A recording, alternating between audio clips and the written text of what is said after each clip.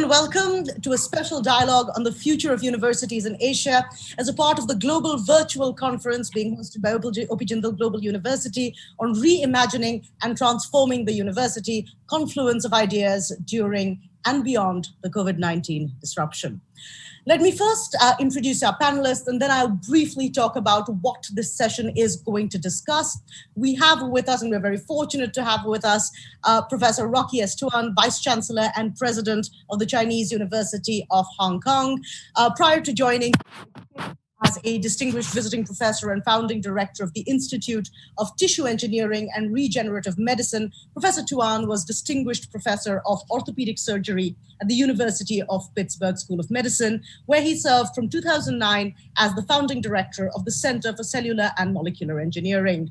He also served as the Arthur Rooney Senior Chair, Professor of Sports Medicine and Executive Vice Chairman of the Department of Orthopedic Surgery.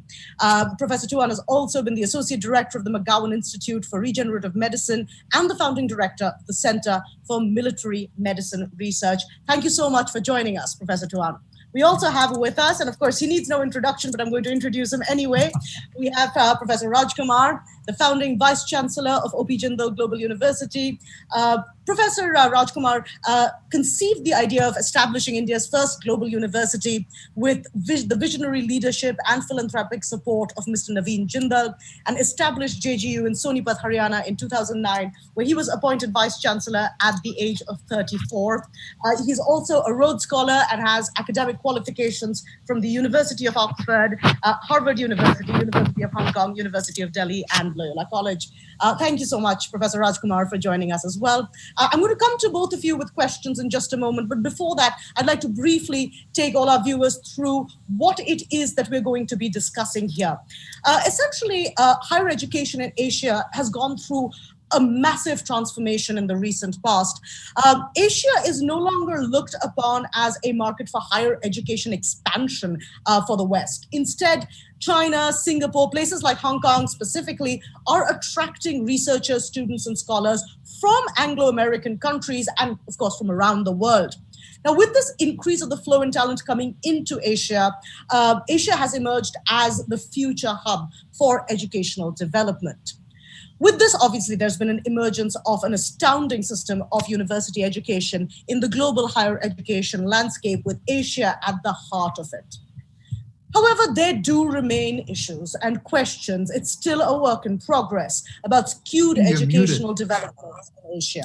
Countries like China and Singapore are marching forward, but many other countries in South and Southeast Asia are lagging behind. There are several challenges that are facing higher education in these spaces, including massification, resources, questions about accountability, governance. All of these remain the harsh reality of many countries in this region. The current pandemic has challenged several South Asian countries and brought a lot of these issues that I've just mentioned to the forefront. So it is in this context that this special dialogue is taking place, and we're very lucky to have two people with so much experience in academia in general and in their own specific areas to be here with us. So without any further ado, let's just go straight into the conversation. And Professor Tuan, let me start with you. Now, Asian universities, now, of course, have this huge history of higher education. We look at it, of course, in the modern context and where it is today, but for thousands of years, countries like China and India have been a part of imparting higher education to the world. Today, the current model of higher education and universities in China, what is it that they can offer to the world of universities? What can we learn from the West, and what can the West learn? Well, thanks very much, Kajori, and of course, Professor Kumar, for the opportunity to talk to this audience and share some of my thoughts. Tough question, actually, the first one that you have. I think right now, the university system, as we know it, pretty much was built on this Humboldt model. Wilhelm von Humboldt in the 19th century in Germany was, of course, a very famous philosopher and who thought a lot about education. The idea was pretty much a result of enlightenment, right? So the university as an institution of higher learning is built on the fact that you need to do two things. One is you have to build up the person, the character of the person, and of course you have to teach them some tricks so that he or she can make a living later on. And so it's a very simple but yet very important concept. So it's really will and skills. Those are two things that really we're talking about. Now, this particular model, I believe, is still what we, most of the universities in the world operate with. Now, that said, the Asian universities, I think particularly in the case of Singapore, Hong Kong, and China, as you mentioned earlier, those are sort of three examples that I know a little bit about, and maybe I use those three examples to illustrate some of what I think is going on in Asia.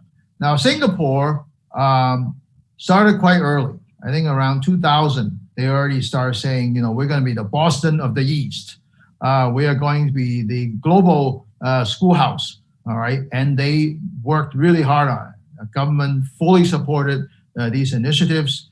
They have an open door policy, take in international students, teach them the tricks, quote unquote, get them to be global citizens. Now, it certainly has succeeded in many fronts. For example, a lot of universities, global universities, set up their own branch in Singapore. However, the result is a little mixed, I think. Quite a few of them actually left Singapore, went somewhere else. Now, each of them has their own reason, so I'm not going to go into specifics. But this global open door also has hit some pushback from the local folks. So the number has actually been decreasing, the international students. So now they're basically trying to deal with both global and local agenda to try to make it work a little better. Hong Kong, of course, is a long tradition of Chinese philosophy, Chinese education. Of course, the Chinese, starting even before Confucius, always respected, high respect for education. So I think it's always operate on that principle. For example, Chinese University of Hong Kong, our motto is through temperance and learning to virtue. So that's about, as fanciful and flowery as it gets, but it really is true. So there's a lot of respect for that. Now, support for universities, both in Singapore and Hong Kong, mostly state or government support. So our Singapore, I think their budget can be as high as 90% from the government. We do a little, not as much as well. We're probably close to about 70%, but it's still a great envy for our friends in the US, for example, who will be lucky if they get 10%. So in that sense, we're very privileged. Now, Hong Kong has operated on this, again, government-funded model. We have local students. We set a limit. It's actually a very high limit for local students. About 80% of our students are local, and about 20% from somewhere else. China, another powerhouse right now. Of course, the changes are more recent, but lots of government support, very much discipline specific. So again, you can see all the rankings, regardless of whether you buy these rankings or not, they are going up very, very fast. Tsinghua, Beijing, for example, have done very, very well, as well as the universities in Shanghai. So I think you see three slightly different models, but each of which is to some extent giving new insights, hopefully to the rest of the world, as to how to make education really meet the needs as well, both material, professional, as well as, I think, character needs for our young people. We want them to be global citizens. We want them to end up making the world a better place tomorrow, okay? And I believe the Asian models, the three that I mentioned, really a lot for the rest of the world to learn from, as well as we can learn from all the distinguished history of the European universities and so forth. Right, Professor Rajkumar, I think Professor Tuan has taken us through some very salient points about the history of how this is developed in these three specific case studies. But as far as India is concerned, can you expand on what the vision is as far as the Indian education system goes? Well, thank you very much, Kajori, and thank you so much, Professor Chuan, for joining us in this dialogue. As well, I think it is only fair to say that, as you rightly started, Asia has a long history and evolution of universities and education institutions. They were probably not called as universities, but if you look at India, for example, and the Indian subcontinent, there are. I've always maintained, and it has been time and again made reminded that the oldest university, for example, Bologna and Oxford. Indian tradition has institutions such as Nalanda and Takshashila and Vallabhi and Vikramshila over 2,000 years ago. And these were, Takshashila had people from around the world, students and faculty. It was residential, it was multidisciplinary, it had liberal arts. So there is that tradition, no doubt about it. Of course, at the dawn of Indian independence in 1947, we had 20 universities, and then, of course, we expanded, and today we have 1,000 universities. So the culture and tradition of education and education leading to, thought processes as well as emancipation was part of the, evolution. But if you look at the more contemporary context of the evolution of universities, no doubt about the fact that we are in the process of building a large higher education sector. But frankly, even with 1,000 universities and 45,000 plus colleges, the reality is our gross enrollment ratio still remains around 23%, with 1.3 plus billion people and 850 million people in India who are less than 35 years of age. With a life expectancy of 71, the demand and aspiration for Indian higher education is very significant.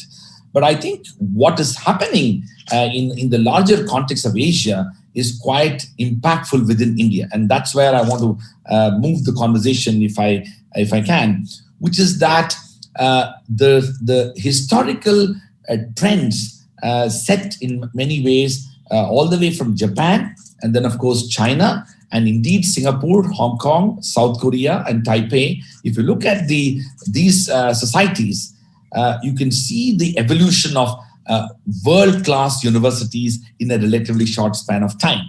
And of course, if you look at Japan, for example, Japan was hugely influenced by the Humboldtian model as well.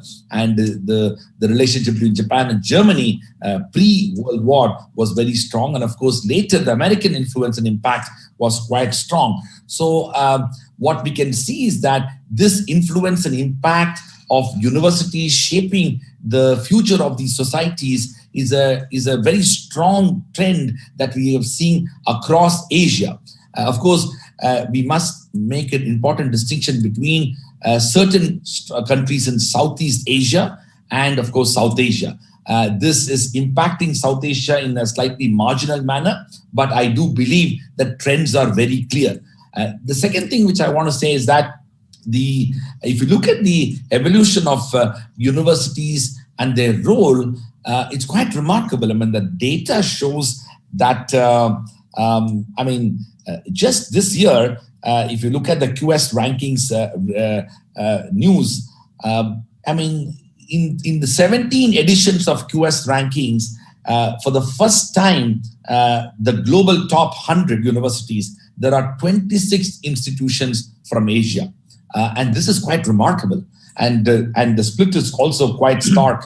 China and South Korea has 6 each. Hong Kong and Japan have 5 each. Singapore has 2, and Malaysia and Taiwan has 1. This is top 100. Of course, India does not have, or South Asia doesn't have a single university in the top 100. But that's part of the policy objective that Indian government and Indian institutions are pursuing. But I want to say that it's an amazing trend that is developing, and that trend is in line with, and I'll stop at that. There was I think the McKinsey Global Institute had done a study, I think a few years ago, and they talked about the fact that if the 19th century was the European, the 20th century is the American, and clearly the 21st century is the Asian century. And that is true for universities as well. Professor Rajkumar, I'm going to come back to that in a moment, but I want to pick up on something that Professor Tuan talked about, which is the split of the student community that he's seeing in Hong Kong, which he said was 80-20. And I think I want to specifically talk about how in Asia, one of the questions that educational leaders have to deal with is the idea of disparity in the scope and scale of educational development. Professor Tuan, you've got students coming from various spaces in Asia. How do you deal with that kind of disparity? Yeah, I think you hit on a very important point, particularly with the pandemic that's ravaging the world right now. These disparities or inequities, if you may, either economic or health or societal and whatnot, actually translates into susceptibility to being hit by a pandemic or any other crisis for that matter. So when we are, now our job in the university is to prepare tomorrow's citizens of the world. All right. If they're not around anymore, then we don't have any citizens. All right. So the first thing is that can we, first of all, identify them, prepare them, and actually make them ready and to take on the world tomorrow. All right. So with that said, that's our job. Remember, that's our mission. We must serve our customers, quote unquote. Right.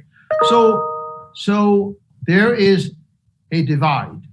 And that divide oftentimes is based on economic reasons, but also based on technological and sometimes called digital divide, right? Now, digital divide oftentimes is, oh, well, you know, the old folks, they don't know how to use computers. So that right there's a divide. That's for sure. But we're not talking about that. Most of our customers are young people, right? We're not talking about the old people for now. What it is a lot of it is technological. For example, when we're doing our online education, I'm sure Professor Kumar and most of the audience here have the same experience. Well, it turns out that some people don't have Wi-Fi or high or broad bandwidth in order to do their online teaching. So that divide we need to conquer. We need to overcome somehow. It reminds me of a story from a few years back when Hillary Clinton, right, someone who's no longer active in the political scene. I remember one of the things she did when she was visiting Africa as the Secretary of State. I think that was her job at the time. And she actually went to a village so a lot of the people go to villages and say, oh, we're going to build a highway, we're going to build railroad, build whatever. She said she's going to buy propane gas stoves for the village because it turns out because the folks there, they have to walk a long distance to get coal and charcoal or whatever in order to cook and waste a lot of time. But if you just have propane gas stove, they already solve a lot of problems. Now, I'm not trying to praise Hillary Clinton for whatever. I'm not trying to put any value judgment. But all I'm saying is that those tools, those technological tools actually mean a lot. It could be a matter of life and death in the case of a pandemic, or it can be someone, if we want to go back to our original motto, you can build all the character you want, but if you don't have skills, you're not going to make it later in the world. And vice versa, if you have skill set and you don't have character, that's not so hot either. Okay, so I think one of the things when you mentioned this disparity or inequality, I think for each society, we're going to have to go really deep and figure out what those parameters are, what those barriers are, and focus our resources in overcoming that. I mean, in the case of the online teaching, we had many things to deal with. I mean, we have to get, we buy our students a little routers so that they can get some Wi-Fi connectivity and so forth. So I think that to me, the technological/digital divide is a big one. And for us in the higher education, we got to take care of that. We need to convince our government, look, whatever dollars you have, a significant portion of that has to go into that. Professor Rajkumar, of course, I think a lot of the arguments that Professor Tuan made also apply to India, but India also has a sort of unique set of issues of its own. Can you talk us through those? Yeah, sure. Well, I think, Rocky's point about access is so critical, and many a time even in the context of Asia. Before I even talk about India, let me say this.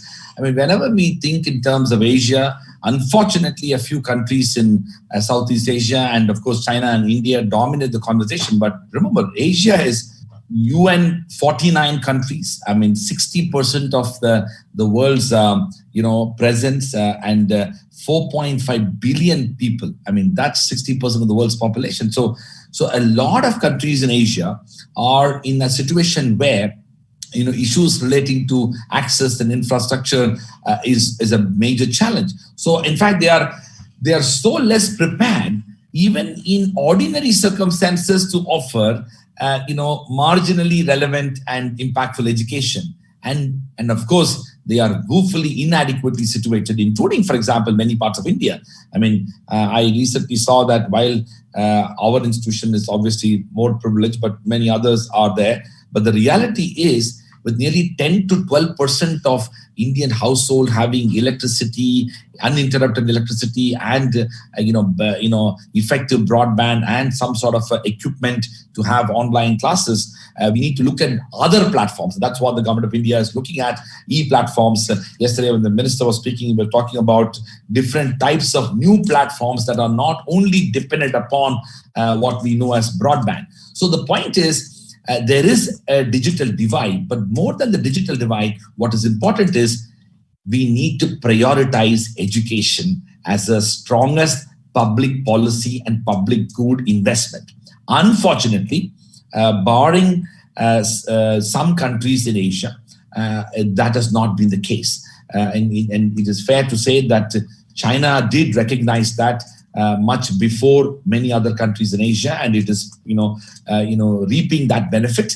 And even while arguably there are inequalities within every society, the fact is India, to a large extent, and most parts of the developing countries in Asia have not recognized the importance of human development, which need to be driven by significant educational investment in primary, secondary, and of course, higher education. Now, of course, what has happened is, in more recent times, is that there is a democratization of education as well. No longer you can say that education, these countries, for example, including India, need to wait for years together to be able to achieve that degree of aspiration. So while India has to fix its primary education and secondary education, it is also aspiring to have world-class universities and compete with the best in the world. Both these things need to, and inevitably will go hand in hand. And of course, there are also interesting fault lines very uniquely for India. And I will say that and stop. It is also very ironical, for example, in India, that we had a successful Mars mission. We've had, and the cost of that Mars mission, a successful Mars mission that we did, our scientists did, was less than the cost of the movie Gravity that Hollywood made. So that is the sort of extraordinarily unique characteristics of what's happening in countries like India, and where frugal innovation and in opportunities to do extraordinary things is possible because of the human potential that is out there in many countries in Asia. So we've talked a lot about local challenges, but I think it's equally important to look at how we position ourselves globally. So, Professor TUAN, what are you doing in your own institution? What would you advise that happen across Asia to promote a culture of international collaboration and intercultural exchange? Yeah, a very good point there. I think, again, very clearly illustrated by the current pandemic, the world has to work together. What we learn from in one country would be very useful to another country. What we learn from one society is very useful to another society, and so forth. Those who don't believe in that suffer, right? So clearly the power in number is there. So now how do we do that? I think there are a number of mechanisms, I would say. First of all, student and faculty exchange, right? So we are institutions, we have our own workforce, but if this workforce just stays by itself and never sees anything else, we will never be any better. Is 1 + 1 but not equal 3. It's 1 + 1 = 2. We want 1 + 1 = 3. All right. Now, other things, specific mechanism, dual and joint degree programs, joint research labs and collaborations, technology and product commercialization. Whatever we make here, look, we made a better mousetrap. Well, there are mice elsewhere as well. So we can convince somebody else to use our good mousetrap. All right. And then the other one I think is happening and is quite effective is university networks. All right.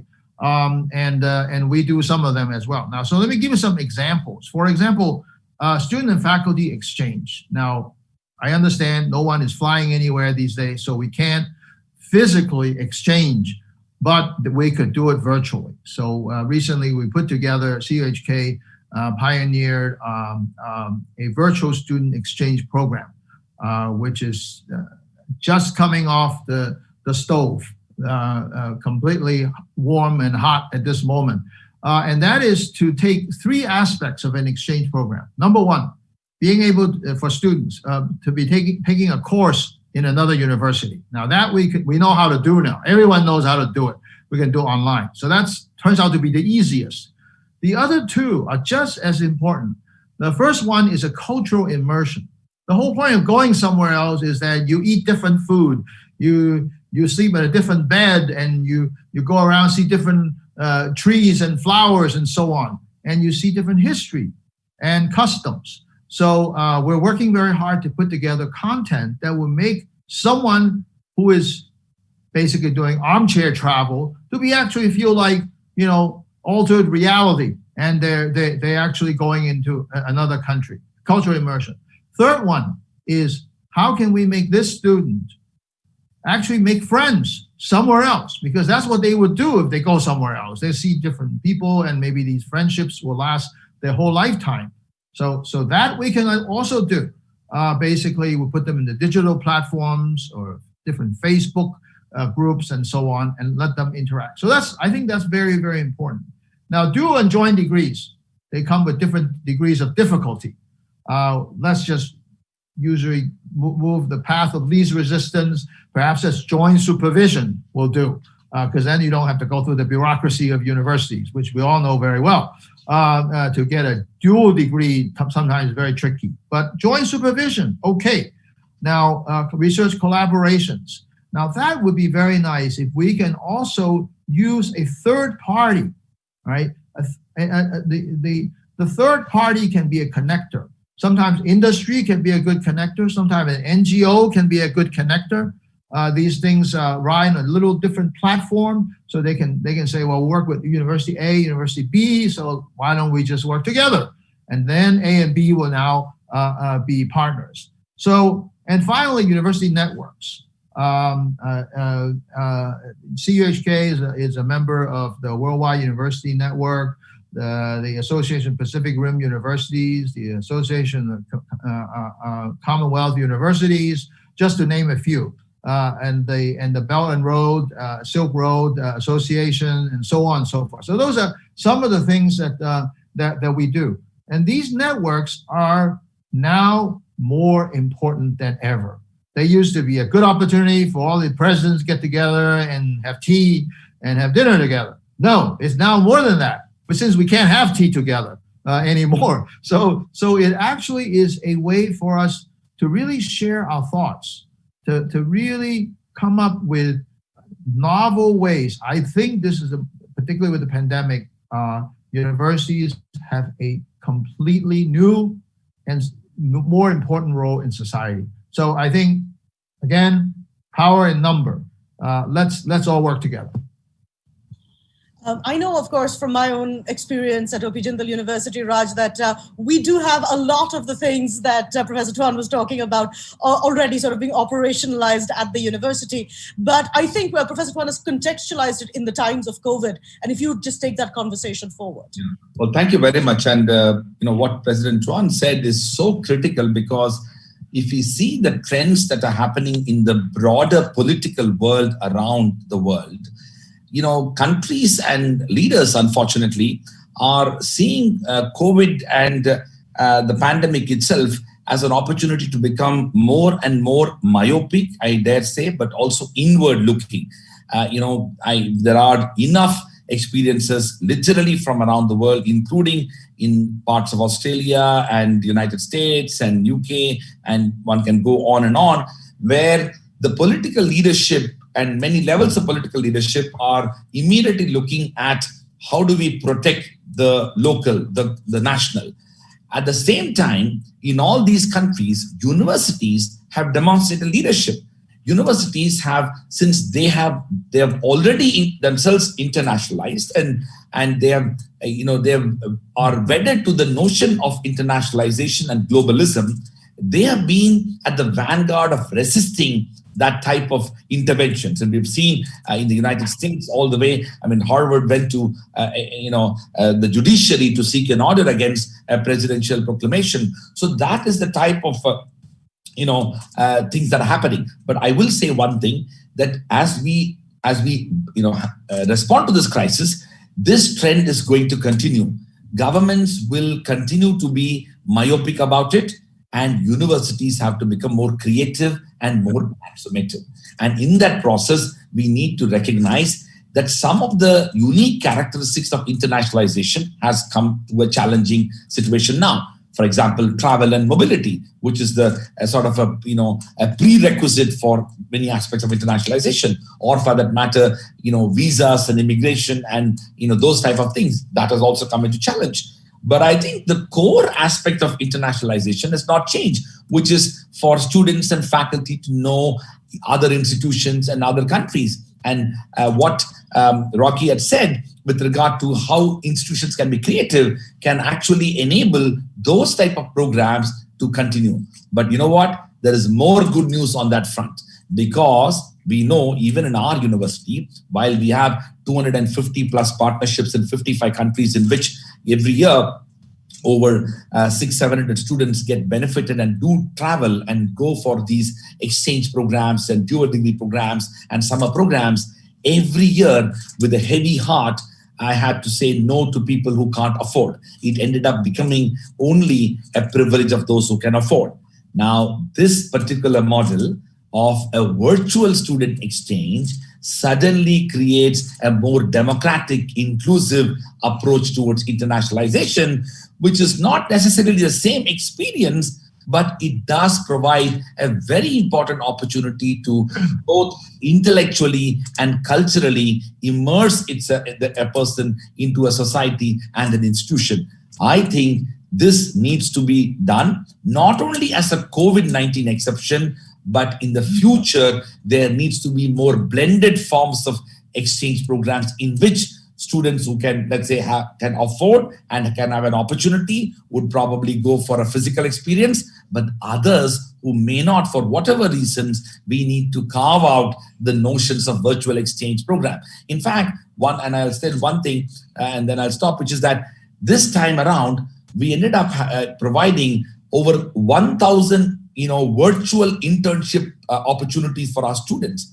And the reactions have been phenomenally positive. So nobody for a moment will say that it will substitute many physical engagements that one has, but one needs to look at a little more creative and innovative approaches towards engaging in a virtual manner. In one line, if both of you could sum up your vision for the future of Asian universities. Professor Tuan. Yeah, I think Asian universities, of course, have with us Asian culture as our backdrop.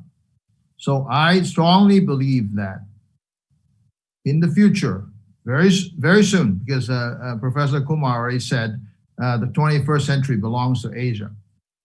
Asian universities will have a different character compared to the European European universities. It will pay special attention to societal and humanitarian or humanity-based values, in addition to the skill set, the professional, vocational skill set. So both will and skilled. Professor Rajkumar. Yeah, Kajori. Well, I do believe that the future of universities in Asia is going to be very strong because it has embraced internationalization. It has a deeper commitment towards providing access and inclusion. And most importantly, because of its relative affordability, it is going to make higher education more democratic. And in that process, it has the potential to even become not only a sender of students, but also a receiver of students from the developing world.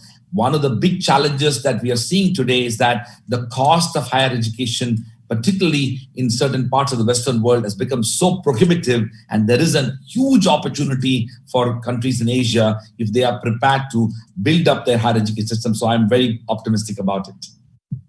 Right, we've got a flood of questions coming in from the audience, and I suspect we won't be able to take all of them, but we'll try and take as many as we can.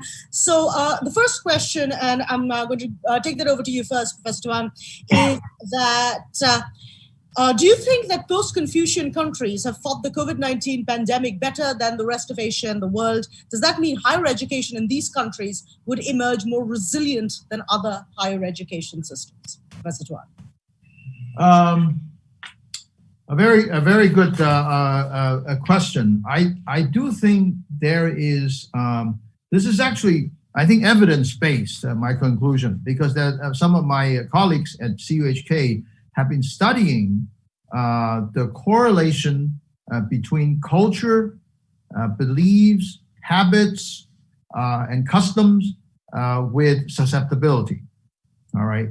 And I do believe that there is a normative value based on the collective. So I do think that the society's expectation, if you want to call it, or a certain concept of me and you, us, them, all these things, okay? I think there is a big difference there, and I would love and I would hope that these important things can be conceptualized and then researched, analyzed, and then brought into policies, right?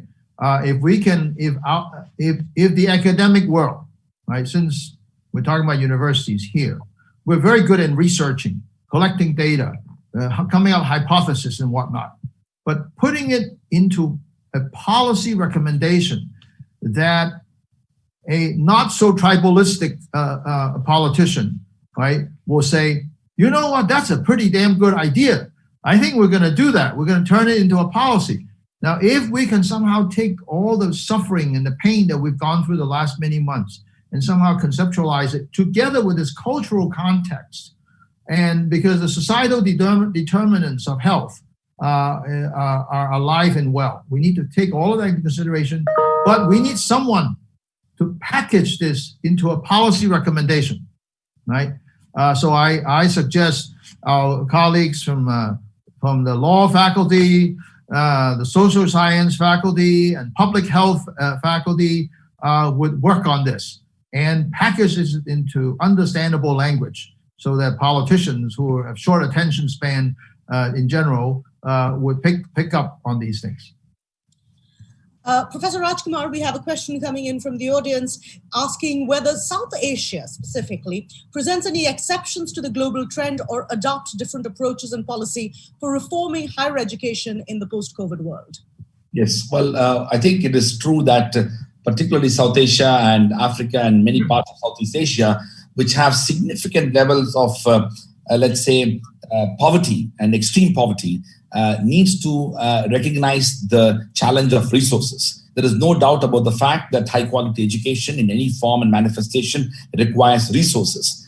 Now, of course, as I said before, I think these two things should go hand in hand, because development of higher education system or education system in particular can itself help, remove people out of poverty. At the same time, one needs to recognize that there needs to be a social infrastructure that need to be created so that people have opportunities as well. There is no doubt about the fact that the mood in India, at least, is in that direction. The National Education Policy 2020 that was released just a few days ago reflects the fact that it has envisaged a significant increase in the GDP investment, the gross domestic product investment in higher education and education in general. So in some ways, I have always believed that the developing part of Asia has not fully appreciated the importance of investment in education. And it is always because of the fact that some of that, or a good part of the investment the returns are going to be longer, in the sense that the gestation period is going to be longer, and investing in some road project or a building project or some railroad or infrastructure project, which all of which are important, you can visibly see that quickly the focus has been there. But I think the change has come, and there is a greater recognition in that, and that will propel the possibility for Asia and many countries in Asia to have a stronger culture of human development capacities. Professor Tuan, a question's coming in which says that there has been a sort of long history of students from China and Hong Kong going to the US, going to Western universities. Some argue, and that's what they're saying here, that Chinese and Hong Kong students will not return or head to Western universities in the post-COVID era. Do you think that would be the case, and what would be the implications of that? Yeah, we are, in fact, I just saw the statistics that something like 85% or 80% of the students from China who have gone over to the US actually end up working in the US and therefore contributing to the US economy. A factor that's sometimes ignored by politicians these days when they do their take a more tribalistic type of approach to education, unfortunately. So that being the case, it is very sad actually to see America to some extent not necessarily closing its door, but certainly not opening it all the way to students from elsewhere, particularly from China. So where do they go? Now, it's too early to tell because these are recent happenings. But I can tell you that whatever statistics we have in our university, we are seeing folks that have been accepted. These are mostly postgraduate students who have accepted by top 50 ranked universities in the US, saying, I'm not going there. Can I come to the Chinese University of Hong Kong instead? All right. Now, this is happening. And the number is in the 3 digits for just our university. This is a very large number. Now, what does this mean? Well, if they're not going there, then they're not staying there. Remember, I just said 80% of stay. Well, if they're not going there, there's no 80% left to stay in the US. Now, if it's just a flash in the pans and it just happened this year, fine. But if this continues, the US is a country built on immigrants. This is going to have a problem. They're going to have a problem. All right. Now, where do they end up? And these people who normally would have gone there? Well, I think they would stay in Asia, probably. And now it will be more than 80%. It'll be 100% staying in Asia now, 80% not going there. So I think selfishly, those of us in Asia, I think we will benefit. Right? On the other hand, we have to really think beyond that. Well, the fact that they're going there doesn't immediately mean we will benefit, because someone has to educate them.